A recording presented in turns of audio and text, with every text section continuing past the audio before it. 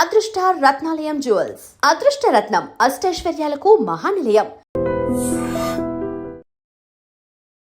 ఇప్పుడు మోడర్న్ వర్డ్స్లో చెప్పాలంటే మీ అందరికీ ఆవిడ ఒక వైఫై లాంటిది.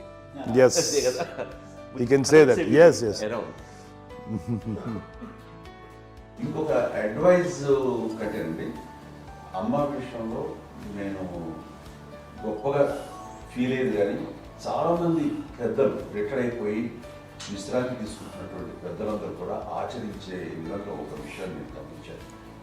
ఇప్పుడంటే నా దగ్గర ఉంటుంది కాబట్టి ఉన్నాను. అమ్మ విడిగా ఇంకొక ఇంట్లో ఉండేది. ఇన్ని సంవత్సరాలు నాన్నగారు దూరం దగ్గర నుంచి ఉండేది. 5 సంవత్సరాలు ఒంటరిగా ఉండి నన్ను బిడ్డలందరూ ఎవరు మానవుడు వెళ్ళిపోయారు, నేను ఒంటరి అయిపోయాను అన్న ఫీలింగ్ అమ్మకు ఎప్పుడు ఉండేది కాదు. తర్వాత బిడ్డలు ఆయా వాళ్ళ టైం బట్టి వచ్చి చూసుకుంటే సరిపోతుంది. అది వారమా, నెలక, 2 నెలక, అసలు ఒకసారి రాలేని పరిస్థితిలో ఉంటుంది. 5-6 నెలల పాటు ఇదే ఊళ్ళో ఉండి పక్క వీధుల్లో ఉండి ఎవరి పనులు వాళ్ళు బిజీగా ఉండి, ఎవరి షూటింగ్ వాళ్ళు బిజీగా ఉండి, ఎవరి ప్రొఫెషన్లో వాళ్ళు బిజీగా ఉండి, ఎవరి ప్రొఫెషన్లో వాళ్ళు బిజీగా ఉండి, తన సంసారం తను బిజీగా ఉంటాను. ఒకసారి అమ్మ ఏమీ ఫీల్ అయ్యేది, ఏంటమ్మా రావట్లేదు, అసలు పట్టించుకోవట్లేదు ఏంటి అంటే అంతేలేమ్మా అని ఇలాంటి నిరసన మాటలు కానీ, ఈసరింపు మాటలు కానీ, లేకపోతే న్యూనతాభావం కానీ ఇలాంటివి ఎప్పుడు అమ్మకు లేవండి. వచ్చారు అబ్బాయి ఏం చేసి పెట్టడా చెప్పండి అంటూ చాలా పాజిటివ్ ఉండి ఇప్పటికీ కూడా తను సపరేట్ కిచెన్ మా ఇంట్లో ఎంతో అందరూ వేరే కిచెన్. ఎందుకంటే అమ్మకి మోస్ట్ స్ట్రెస్ బస్టర్ వచ్చేసినా లేకపోతే ఏదో రిలీఫ్ ఏంటంటే తన కిచెన్లో కూర్చొని వండుకుంటాడు, వండి అందరికి పెట్టాం. ఇప్పటికీ కళ్యాణ్ బాబు అక్కడక్కడ తిరిగేసి ఎక్కడో చేసి నిరసనలు చేసి అన్ని రకాలు చేసి వస్తే అమ్మకి చాలా జాలి. ఆడేదో ఇంక మేము గుడ్లో కష్టపడుతున్నాం, కానీ ఆడి ఎంటలో వెళ్ళేదో మీ టీవీలో వాటిలో అది ఎక్కువగా చూపించేసరికి వాడే కష్టపడతారు, మేము కష్టపడలేదు ఫీల్ అమ్మకి. అందులో వాడు రాగానే ఎలా వచ్చావా అని అమ్మ ఎక్కడ కళ్యాణ్ బాబు అంటే ముందు అమ్మను కానీ ఎక్కడ కళ్యాణ్ బాబు తను ఎక్కడ ఉంటాడో ఏ ఉంటుంది తెలుసు. అది తెలిసిన తర్వాత ఎక్కడ తను వాడికి ఇష్టమైన బిర్యానీ అవి చేసి చక్కగా పంపించి అన్నీ చేస్తుంది. అట్లాగా బిడ్డలకి పెట్టడమే తప్ప బిడ్డల నుంచి ఈ వయసులో ఎక్స్పెక్ట్ చేయడం లేకపోగా కొంచెం పట్టించుకోవట్లేదు అనే ఒక న్యూనత భావంలోకి వెళ్ళిపోయి సైకలాజికల్ డిప్రెస్ అయ్యే మదర్ మొత్తం కాదు. ఆ రకంగా మనందరికీ భరోసా. మేము కూడా పెద్ద అయినా బిడ్డలు వాళ్ళ ప్రవృత్తి ఉద్యోగరీత్యా వాళ్ళు వృత్తిరీత్యా వాళ్ళు దూరం అయిపోయి మనల్ని చాలా కమ్యూనికేషన్ గ్యాప్ వచ్చినా సరే బిడ్డలు నాకు దూరం అయిపోయి పట్టించుకోవట్లేదు.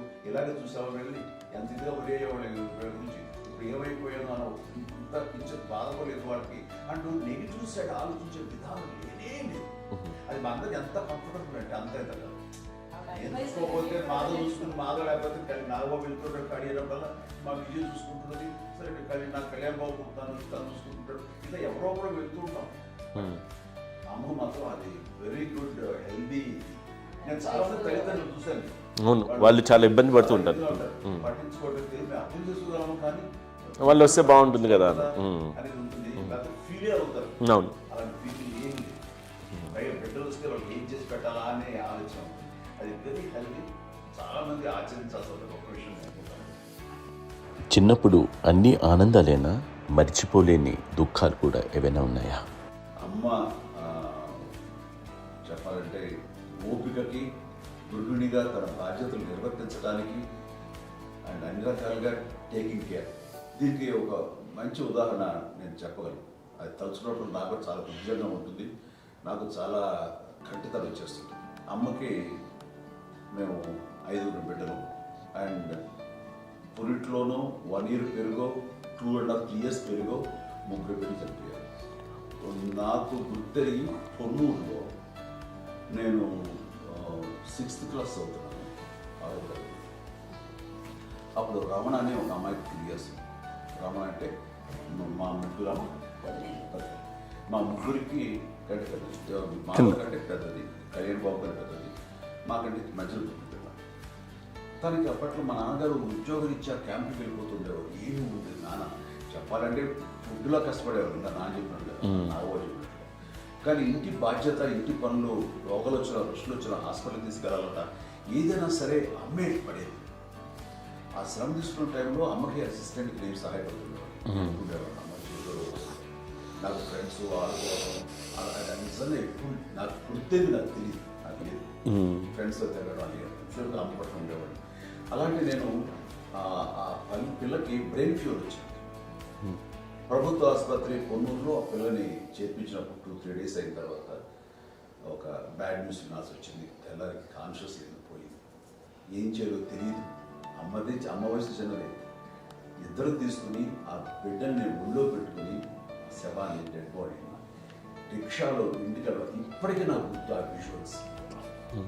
అని నాన్నకి తెలియదు ఏ విషయం, నాన్న ఎప్పుడు వస్తారో తెలియదు, ఎలా కమ్యూనికేట్ చేయాలో తెలియదు. అది తీసుకుని వెళ్ళిన తర్వాత ఇంట్లో పడుకోబెడుతుంటే ఏం చేయలేదు. చుట్టుపక్కల ముస్లిం సోదరులు ఉండేవాళ్ళు, ఫ్యామిలీస్. అక్కడ అంటే మసీదు, పొన్నూరు మసీదు పక్కన మా ఇంట్లో అనుకుని ఆ ఇంట్లో అందరూ వచ్చి చూసేవాళ్ళు, వాళ్ళే హెల్ప్ చేసేవాళ్ళు. ఏం చేయాలో తెలియదు. నెక్స్ట్ రిచువల్స్ ఎలా చేయాలో, కంపకాలు ఎలా చేయాలో తెలియదు. అందరూ చిన్నపిల్లలే. తను చిన్నది, మిగతాలందరూ పరిసరులే. సో అలాంటి పరిస్థితుల్లో కమ్యూనిటీ వచ్చినప్పుడు చుట్టుపక్కల వాళ్ళు మీరు వచ్చి చేయాల్సిన కార్యక్రమాలు చేశారు. ఆ సమయం నాకు ఎక్కడో కమ్యూనికేట్ చేసి డిపార్ట్మెంట్ ద్వారా నాన్న వచ్చేసరికి అన్నీ అయిపోయింది. ఇప్పటికీ నాకు ఇంటి దగ్గర మేము ఇలా ఎన్ని పురుషులు ఎన్ని పుట్టినామంటే ఎలాంటి ఇది లేకుండా జాగ్రత్త అనే ఒక హెచ్చరికలాగా చేస్తూ అండ్ పంపించాలని సపోర్ట్ చేసి అండ్ ఇప్పుడైతే నా మీద ఎంత నమ్ముకుంటే నేను ఏ నిర్ణయం తీసుకున్నా మరో మాట. అండ్ తనకి హాస్పిటల్ పెద్ద ఫోబియా. నేను ఎక్కడికి వస్తాను హాస్పిటల్.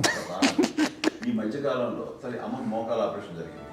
అమ్మను కొంత బాధపడుతున్నావు, అసలు ఈ రోజున వచ్చిన మెడికల్ అడ్వాన్స్మెంట్లో నీకు అసలు ఏ బాధ తెలియకుండా మోకాల రీప్లేస్ చేస్తారు అని వీళ్ళందరూ చెప్పాలి భయపడతాను. ఎందుకంటే ఫస్ట్ ఎలా నాకు సపరేట్ అవుతాను, ఎలా చెప్పాలి తెలియదు. ఒక్క వీళ్ళంతా కలిపి నీ మాట వింటుంది, వాళ్ళ మాట మీద నువ్వు చెప్తే వింటుంది. సరే నేను చెప్పాను అంతే.